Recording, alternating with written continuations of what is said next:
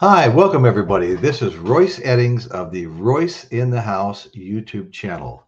And tonight we're going to show you some albums I've picked up.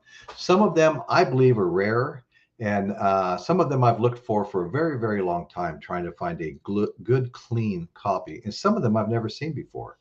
So anyway, we're going to show some albums tonight, nice vinyl, and I'd like to know what you think about it. Now, I want to welcome everybody. I want to thank everybody that's going to be watching. I want to thank everybody that's going to be watching in the future. I want to thank all my subscribers. You know, the show's been growing, and I really appreciate everybody that's subscribed. And if you don't subscribe, I appreciate you watching and enjoying the show. It doesn't cost anything to subscribe, and it does help the show sustain the show and help it to grow. So that's always appreciated. We are trying to grow our subscription base and keep the show moving forward. So anyway, we're going to get right into this now. I'm going to show the very first album that I'm going to show is called, I mean, this goes back to 66 when I was a, mid-teenager. I fell in love with this album. And the name of that album is Supersessions. Let me get this turned right. Supersessions, Mike Bloomfield, Al Kooper, and stephenstills. And this is actually Al Kooper's album. And he had Mike Bloomfield play on one side and stephenstills play on the other side. Three of the most talented musicians you're going to find anywhere. I love this album. I've been looking for this album on vinyl ever since the vinyl resurgence. And I finally found this copy yesterday at an antique store in Cayucas, and I'm very excited about it. It's a little, the cover's a little worse for wear, but the vinyl is fantastic. Okay, so let's talk about this a little bit. First of all, I think I'll just show the vinyl. Always fun showing the vinyl. And this was recorded in Columbia. Okay, so here we go. Supersessions. And this is a great, great, great album. Like I said, I've been in love with this album since I was 15 years old. I've had copies on 8-track. I've had copies on CD. Obviously, none of which I have anymore, but now I have my copy on vinyl, and I'm really, really happy about it. So we're going to talk about this masterpiece, and it really is a masterpiece. I mean, Al Kooper, professional musician since his early teens. This album peaked at number 12 on the Billboard 200, and it stayed on the chart for 37 weeks. And that's that period of time that I discovered it, when it was fresh and new. Al Kooper played with a band called the Royal Tunes in 1958. Then he was a session guitarist in 1960. He was being tapped by, these managers from all these bands to come in and lay some good tracks down on their songs so they do better selling them. So then he apprenticed as a sessions audio engineer in 1964, played on Bob Dylan's Like a Rolling Stone. He played the signature organ riff on that. And he also played for many blues artists and on many Dylan songs. It's just a tremendous, tremendous musician. Now let's talk about stephenstills. I love stephenstills. Stephenstills was one of the guys that started Buffalo Springfield. And when Buffalo Springfield's song For What It's Worth came out, they all became instant celebrities. That was a huge, huge song. I talk about timing, during all the Vietnam War protests and stuff like that. And so then, there was some issues with Buffalo Springfield, and they were infighting. They weren't getting along. Drugs played a big part in that. And so the band fell apart. And then that's when he got together with these guys and made Supersessions. And once Supersessions was done, that was a one-shot deal. The only album by these three guys. He actually was doing some jamming with Graham Nash and David Crosby, and that led to them forming Crosby, Stills, Nash. Later Young and later Taylor were added. Crosby, Stills, Nash came from a jam session. Stephenstills, David Crosby, and Graham Nash. And so Stephen Stills came from Super Sessions, prior to that Buffalo Springfield, and was a principal, and I think the main principal in forming Crosby, Stills, and Nash. And we all know how that turned out. Between Crosby, Stills, and Nash and Buffalo Springfield, they sold those two bands that Stephen Stills was in sold 35 million albums. 35 million. Okay. So that's an amazing career. That may be, I'm sure, of the three guys here, that's number one. And Stephen Stills had a great solo career, and I had some of his 8 tracks and stuff, and I thought he was great. To this day, I've been tempted 3 or 4 times to buy a Stephen Stills solo album. Even yesterday when I was in Cayucas at the antique store, one that I always see, I almost bought it, because Stephen Stills is fantastic.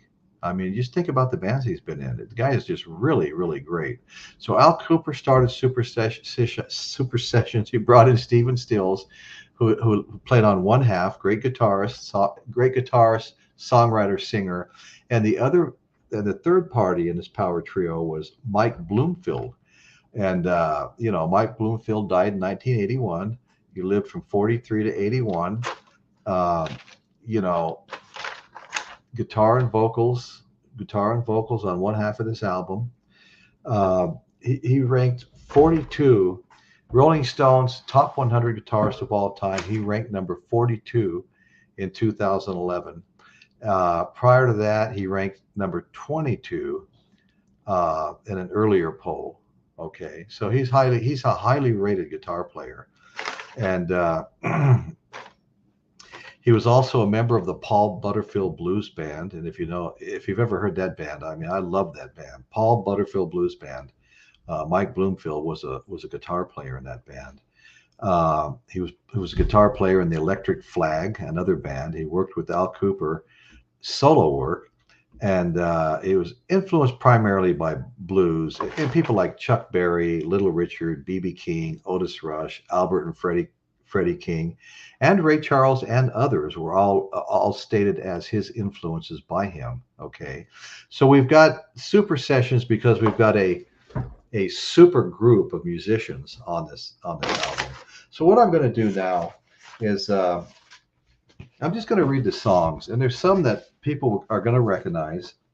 And if you haven't heard Super Sessions, just go on YouTube and type in Super Sessions full album, and you're going to fall in love with this album. Okay, we started out side 1, Albert's Shuffle, with Al Kooper and Mike Bloomfield. Then Stop. Then Man's Temptation. His Holy Modal Majesty with Kooper and Bloomfield, and Really Kooper and Bloomfield. Then we go on to side 2. It Takes a Lot to Laugh. It Takes a Train to Cry. A lot to laugh and a train to cry. Dylan, Season of the Witch. Now that's my favorite song on this whole album, The Season of the Witch. I've been talking about that ever since I heard it the first time, and it's actually a 11-minute song. And then You Don't Love Me, Willie Cobb plays on that. Harvey's Tune. Okay, but anyway, all of these have Al Kooper and Stephen Stills, these 4 tracks, and the previous 5 tracks have Al Kooper and Mike Bloomfield. And some of these people whose names I were mentioning were actually just the writers of these songs. Donovan wrote Season of the Witch. Willie Cobb wrote You Don't Love Me. Harvey's Tune by Harvey Brooks. Anyway, so the personnel, we had Mike Bloomfield electric guitar, side 1 only. Stephen Stills electric guitar, side 2 only, as I mentioned. Al Kooper piano, organ, vocals, 12-string guitar, electric guitar. Harvey Brooks on bass. Eddie Ho on drums. Barry Goldberg electric piano.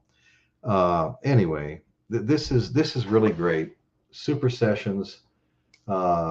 You hear it, I think you're going to fall in love with it like I did back in 1966 or 7. Okay, next.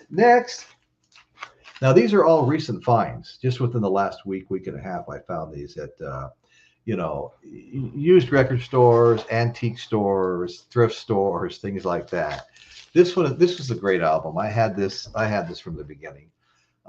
This is Joe Cocker's second studio album, self-titled second studio album. Now, this album was made in 1969. Somewhere around that time, 1970, I saw Joe Cocker in concert at the Las Vegas Convention Center. Anyway, so this is a great album.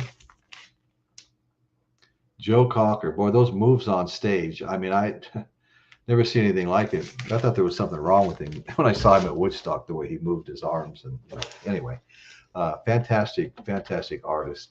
And I'm just going to read the songs on this. We've got Dear Landlord, written by Bob Dylan, Bird on a Wire, Leonard Cohen, Lottie Miss Claudie, Lloyd Price. She Came In Through the Bathroom Window, written by Lennon and McCartney. Okay, I love that song. Hitchcock Railway, written by Dunn. That's Your Business, written by Joe Cocker and Chris Stapleton. Something, written by George Harrison. So there's two songs that were written by Beatles. Delta Lady, written by Leon Russell, who was prominent as far as, like, you know, producing in these Joe Cocker albums, this one in particular. Hello Little Friend, again, Leon Russell. So there's two songs that were written by Leon Russell. And Darling, Be Home Soon by John Sebastian. You know, these were arranged by Chris Stanton, the Grease Band, and Leon Russell. And so anyway, this is a great, great album. You know, I really, really love this album. Joe Cocker, self-titled, released in 1969. Great album. Highly recommended. Okay, next I have for you, and this should be a big surprise, another Joe Cocker, Mad Dogs and Englishmen. And I tell you what, this is another one that I had in my youth. And I include that up to maybe 18 years old in my youth. This was recorded at a venue that we recently did a show on. This was recorded at the Fillmore East. The Fillmore East, an amazing place, excellent acoustics, excellent sound system. It was the perfect place for people to do their live recordings. And it seemed like everybody that played there did one, if not multiple, live recordings. And many of them have been getting released in more recent times. You know, the Fillmore East was only open for 3 years. I think it was 68, 69, 70. This was recorded in 70. So, and there's been, I can't even guess how many live albums have come out of the Fillmore East, but this is a great one, Mad Dogs and Englishmen, and it's a double album set. I'll pull one of them out and show you what it looks like. These are the original sleeves. I've put the nicer sleeves on, but look at this album cover. It's a gatefold, but it's not a this way normal gatefold. And Joe Cocker's always doing things like this. Okay, in the middle on top you have Joe Cocker. Next to him is Leon Russell, and then on the other side of Joe Cocker is Chris Stanton. And this is Joe Cocker, Mad Dogs and Englishmen. And I've got to read some of the stuff on here. I'm not going to read the bottom. That's insane. We spend all night reading that. But this includes For Your Delight, Cosmic Kitties, English Roadies. These pictures, you know, Cosmic Kitties, English Roadies. There's all kinds of pictures ringing this, and a huge picture at the bottom with all these people in it. Cosmic Kitties, English Roadies, Children with the Answers. That's new. Cooking Italians, Presidents of Recording Companies, Acrobatics and Displays, The Old Sane Dog, The Space Choir, Assorted Sound Freaks, and All Elements of the Truth. How great is that? I mean, this is really cool stuff. I highly recommend this album. I've got to pull one. I won't pull them both out. This is a double album set. I think I got this for maybe $15. Double album set. It is really good stuff. Okay, here we go. Mad Dogs and Englishmen, A&M Records. And I will tell you what, I bought this because I wanted it, but also because it had a super clean vinyl. Both albums the same way, super clean vinyl. So anyway, pretty stoked about this. I haven't had Joe Cocker in a while. I'm not sure why. I just haven't been coming across it. But as soon as I did, I bought some. I bought both of these at the same time. The uh, the second studio album, self-titled, and Mad Dogs in Englishman. I bought them at the same time. Now I've got something else here that I have never seen before in my life, which I'm sure there's many things in many albums I've never seen before in my life. But if you know me, you know I'm a huge Jimi Hendrix fan. And I don't have everything that's Hendrix. Of course, I have the studio albums, and I have everything through, Woodstock, Valley of Neptune, Monterey Pop, just so many, Jimi Hendrix double album blues set. Um, I think I have 15 Jimi Hendrix albums, and I'm aware that there's a bunch I still don't have because they're continuing to come out, by the family. The family's putting them out. But this one, and I'm aware of many of them, and I know there's some I don't have. I have an eight album set of live performances and outtakes that I'm promising to open as soon as I hit 1,000 fucking subscribers. I'm holding a contest right now to gain subscribers. You come on my contest, go to Royce in the House YouTube, go to my contest playlist, and and I explain the rules in a video. Very simple. Show three albums that have at least one song, 10 minutes or longer. Show three soundtrack albums, classic, good soundtrack albums, and show three albums with a great keyboard player in it.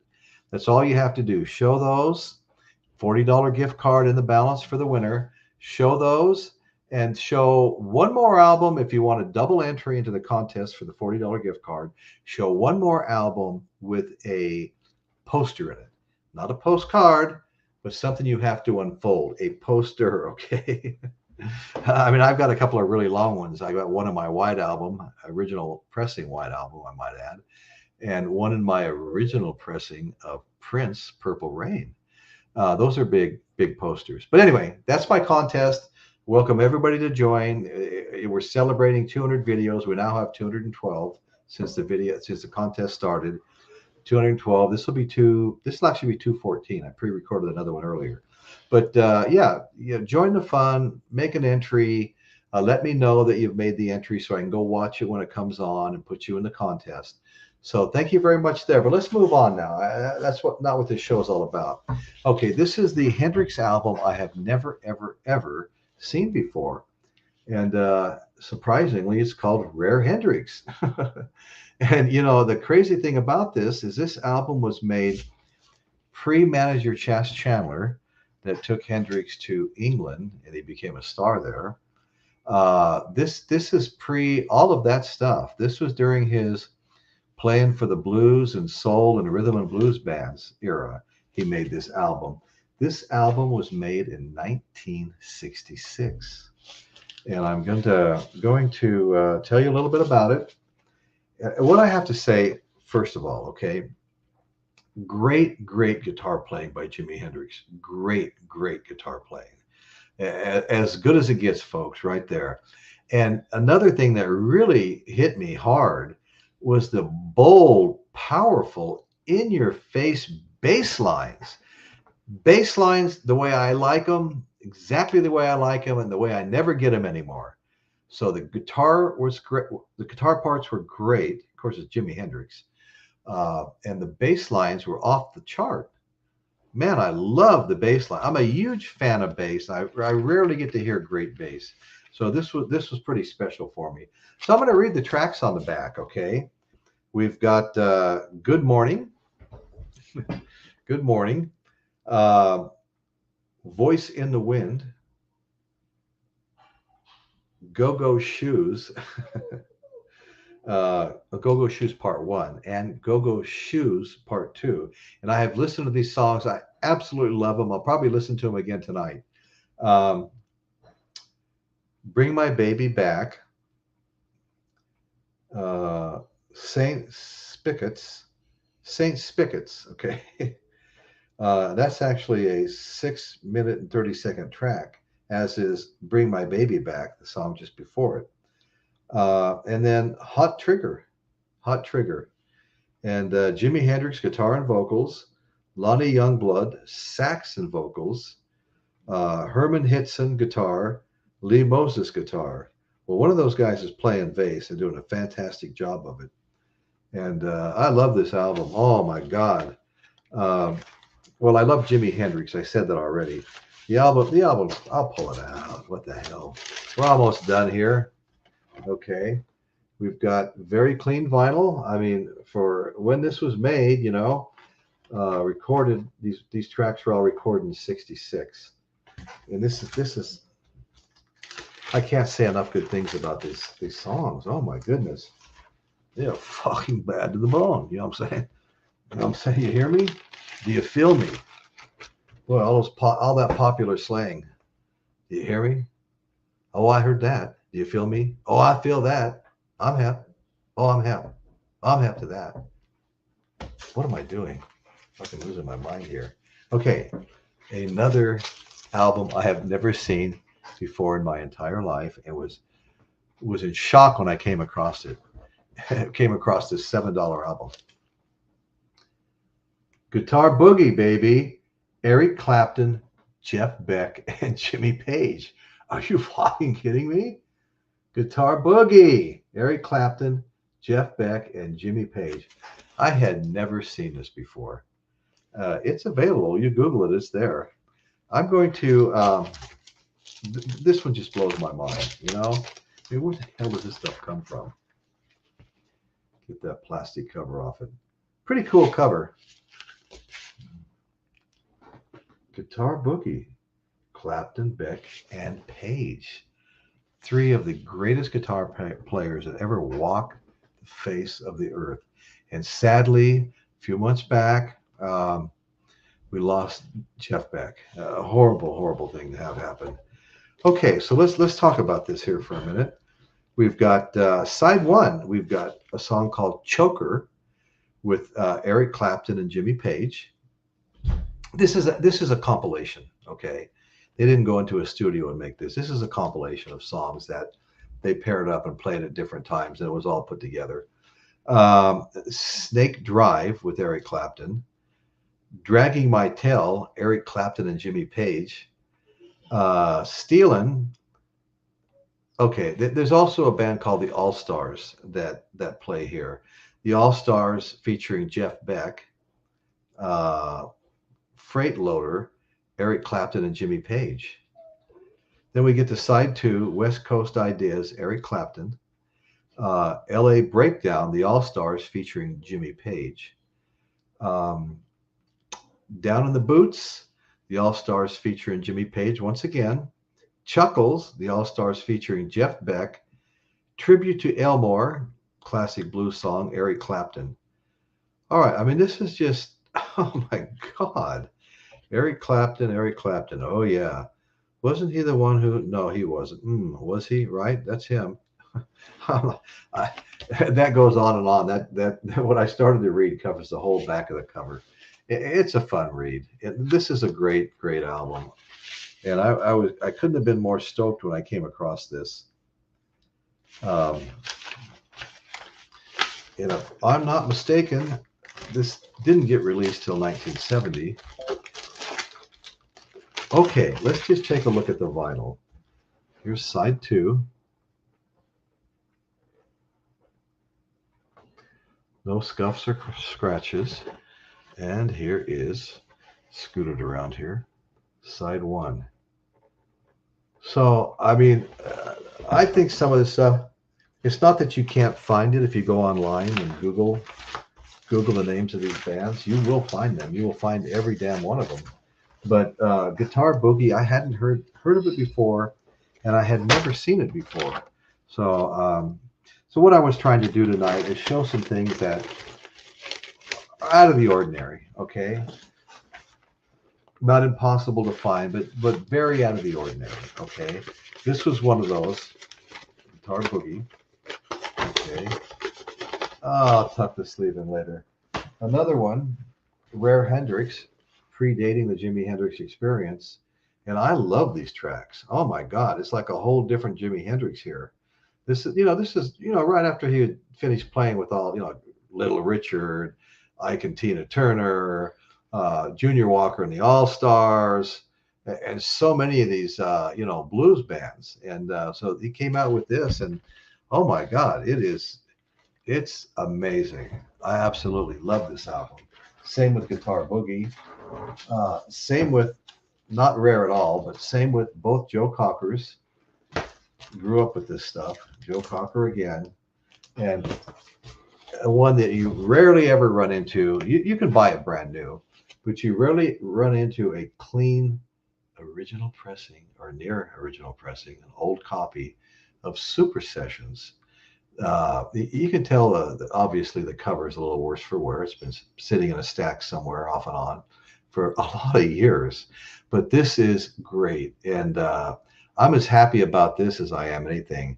I have found a couple of copies in the past, and it's always been the same, big scratches and stuff.